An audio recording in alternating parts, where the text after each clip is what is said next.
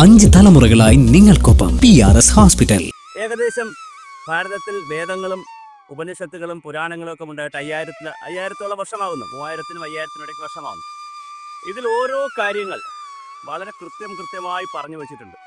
ഓരോ യുഗത്തിലും എന്ത് സംഭവിക്കുന്നു, സത്യയുഗത്തിൽ എന്ത് സംഭവിക്കും, ത്രേതായുഗത്തിൽ എന്ത് സംഭവിക്കും, ദ്വാപരയുഗത്തിൽ എന്ത് സംഭവിക്കും, കലിയുഗത്തിൽ എന്ത് സംഭവിക്കും. കലിയുഗം അത്ര മോശമായ ഒരു യുഗമൊന്നുമല്ല. കലിയുഗം കർമ്മം കൊണ്ട് നിവർത്തിച്ചെടുക്കേണ്ട നല്ല യുഗമാണെന്നാണ് പറയുന്നത്. പക്ഷേ എങ്കിലും കലിയുഗത്തിൽ കുറേ അധികം കാര്യങ്ങൾ നടക്കുമെന്ന് 5000 വർഷങ്ങൾക്ക് മുമ്പ് ഭാരതത്തിൽ എഴുതി വെച്ചിരിക്കുന്നു. എത്ര മനോഹരമാണ് ദീർഘവീക്ഷണം, പ്രവചനം. അതിനെ നമ്മൾ എന്ത് ന്യായം പറഞ്ഞിട്ടാണ് അല്ലെങ്കിൽ എന്ത് പറഞ്ഞിട്ടാണ് അതിനെ ഒഴിവാക്കുന്നത്? വളരെ രസകരമായ ചില കാര്യങ്ങൾ ചിന്തിക്കുന്നത് നന്നായിരിക്കും. ധർമ്മത്തിന് ഗ്ലാനി വന്നാൽ തീർച്ചയായിട്ടും ലോപിച്ച് പോയാൽ, ധർമ്മം ലോപിച്ച് പോയാൽ ഒറ്റക്കാലിൽ വരുമ്പോൾ എന്നാണ് പറയുന്നത്. ധർമ്മം ലോപിച്ച് ഒറ്റക്കാലിൽ വരുമ്പോൾ കലിയുഗമാകും. കലിയുഗത്തിൽ രാജാക്കന്മാർ, അതാരായാലും ഭരണകർത്താക്കൾ, ജനരക്ഷകരാകാതെ സ്വാർത്ഥത്തിനായി രാജ്യത്തെ ചൂഷണം ചെയ്യും. വിപ്രന്മാർ ശൂദ്രോപാസകരാകും. ക്ഷത്രിയരല്ലാത്തവർ രാജാക്കന്മാരാകും. ആയുധം ധരിച്ച ക്ഷത്രിയനും വേദാഭ്യാസം ചെയ്യുന്ന ബ്രാഹ്മണരും അതിഥി പൂജ മുതലായ പഞ്ചകർമ്മങ്ങളൊന്നും ചെയ്യാതെ ഒരു പന്തിയിലിരുന്ന് ആഹരിക്കും. മനുഷ്യൻ മദ്യത്തിലും മദിരാശിയിലും അവിരമിക്കും. മിത്രഭാര്യയെ സ്വന്തമാക്കും. കള്ളന്മാർ നൃപന്മാരാകും. നൃപന്മാർ എന്ന് പറഞ്ഞാൽ രാജാക്കന്മാർ, എന്ന് പറഞ്ഞാൽ ഭരണാധികാരികൾ കള്ളന്മാരാകും. വിത്തത്തിനാണ് മാന്യത എന്ന സ്ഥിതിയുണ്ടാകും. സത്വൃത്തർ മാനിക്കപ്പെടാതെ പോകും. സന്യാസിമാർ വ്യഭിചാരികളാകും. സ്ത്രീകൾ വ്യഭിചരിക്കും. ബ്രാഹ്മണർ വേദം വിൽക്കും. ഉയർന്ന ജാതിക്കാരുടെ ആദരവ് നശിക്കും. ഋതുക്കൾ പിഴയ്ക്കും. എന്ന് പറഞ്ഞാൽ കാലാവസ്ഥയ്ക്ക് വലിയ മാറ്റമുണ്ടാകും. ദരിദ്രർ ആദ്യരാകും. സ്ത്രീകൾ പുരുഷന്മാരെക്കാൾ എണ്ണത്തിൽ കൂടും. പരസ്പരം കൊടുക്കില്ല. താഴ്ന്നവരിൽ നിന്ന് ദാനം വാങ്ങും. രാജാവിൻ്റെ സ്വാർത്ഥതയും ചൂഷണവും കൊണ്ട് നാട് മുടിയും. വിതച്ചത് പാഴിലാകും. അകാല വാർദ്ധക്യമുണ്ടാകും. പുത്രന്മാർ പിതാക്കളെയും പുത്രവധു ശ്വശ്രുവിനെയും വേലക്കാരാക്കും. ശിഷ്യന്മാർ ഗുരുക്കന്മാരെ അനാദരിക്കും. സ്ത്രീകൾ പതികളെയും പതികൾ ഭാര്യമാരെയും വഞ്ചിക്കും. ചിലർ പ്രത്യക്ഷ പ്രമാണം മാത്രം അംഗീകരിക്കും. ബുദ്ധിമാന്മാരെന്ന് ഭാവിക്കുന്നവർ വേദോക്തികൾക്കുള്ള സാധ്യതയില്ലെന്ന് വാദിക്കും. ചിലർ നാസ്തികരാകും. ചിലർ ഗർവിഷ്ഠരാകും. ചുരുക്കം ചിലർ വിഷ്ണുഭക്തരും ശുഭകർമ്മികളാകും. ഗൂഢമായി എല്ലാം പൂജിക്കും. ആയുർദൈർഘ്യം 120-ൽ നിന്ന് പിന്നെയും കുറയും. ആയുക്ഷയത്താൽ ബലഗ്ലാനിയും ബലക്ഷയത്താൽ ജാതിഹീനതയും കോപാന്തമായ വിവർണതയും ക്രൂരതയാൽ വേദിയാൽ ആലസ്യവും വിഷയസുഖങ്ങളുടെ നിസാരത ആലോചിച്ച് വിരക്തിയും ഉണ്ടാകും. ആഗ്രഹം സാധിക്കാൻ പോകുമ്പോൾ ധർമ്മചിന്ത ഉദിക്കും. സത്കർമ്മങ്ങളുടെ ഫലത്തെപ്പറ്റി ചിന്തിച്ച് ക്രമേണ ധർമാചാരികളായി സത്വൃതത്തിലായി കൃതയുഗത്തിലേക്ക് പോകും.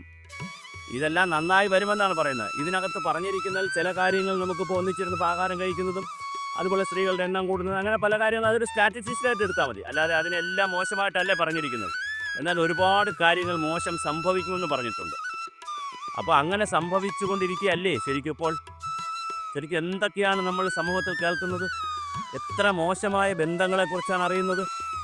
എത്ര വല്ലാത്ത രീതിയിലല്ലേ നമ്മൾ സ്ത്രീകളെ കൈകാര്യം ചെയ്യുന്നത്, കുട്ടികളെ കൈകാര്യം ചെയ്യുന്നത്, സീനിയർ സിറ്റിസൺസിനെ കൈകാര്യം ചെയ്യുന്നത്, വിവിധ ജാതിയിൽപ്പെട്ടവരെ കൈകാര്യം ചെയ്യുന്നത്. മതങ്ങൾ തമ്മിലുള്ള ബന്ധങ്ങളിൽ വളരെ വളരെ വളരെ വ്യത്യസ്തമായ രാഷ്ട്രീയ നേതാക്കൾ, അഴിമതിക്കാരായ രാഷ്ട്രീയ നേതാക്കൾ, ജനങ്ങളോടൊന്നും യാതൊരു ബാധ്യതയില്ലാത്തവർ, പറയുന്നതൊന്ന് പ്രവർത്തിക്കുന്നതൊന്ന്, പ്രകടനപത്രത്തിലൊരു കാര്യം പറയും, ഭരണത്തിൽ വരെ മറ്റൊരു കാര്യം കാണിക്കും. ഇങ്ങനെ തുടങ്ങി സകല മേഖലകളിലും ഈ പറയുന്ന മോശം പ്രവർത്തികളിലേക്കും പോകുന്നില്ലേ? അപ്പോൾ അത് തീർച്ചയായിട്ടും ഞാൻ ഇതിവിടെ സൂചിപ്പിച്ചത് 10,000 വർഷങ്ങൾക്ക് മുമ്പ് തന്നെ വളരെ ദീർഘവീക്ഷണത്തോടുകൂടി ഓരോ കാലഘട്ടത്തിലും എന്ത് സംഭവിക്കുമെന്ന് എഴുതി വച്ചിരിക്കുന്നു. എത്ര മനോഹരമായിട്ടാണ് ഇതൊക്കെ വിഭാവനം ചെയ്തിരിക്കുന്നത്. ഇതെല്ലാം മാനവരാശി ഒന്ന് പഠിക്കുകയും മനസ്സിലാക്കുകയും ചെയ്തെങ്കിൽ എത്ര നന്നായിരുന്നു. മനസ്സിലാക്കിയതിനു ശേഷം അവർ ഭൗതിക ലോകത്തിൻ്റെയും ശാസ്ത്രലോകത്തിലും അഭിരമിച്ച് എന്തും ചെയ്യുന്നതാണ് സ്വാതന്ത്ര്യമെന്നൊക്കെ പറഞ്ഞു പോകുന്ന ഇടത്തു നിന്ന് മാറി തീർച്ചയായും ഇത്തരത്തിലേക്കുള്ള കാര്യങ്ങൾ കൂടി പഠിച്ച് ഇങ്ങനെയുമൊക്കെ ഉണ്ട് എന്ന് പഠിച്ച് തിരിച്ചറിഞ്ഞ് മാറി വരുന്നതല്ലേ നല്ലത്. എത്രയോ ആശ്രമങ്ങൾ ഇപ്പോൾ നോക്കൂ, എന്തുമാത്രം പ്രശ്നങ്ങളിൽ ചെന്നപ്പെടുന്നു.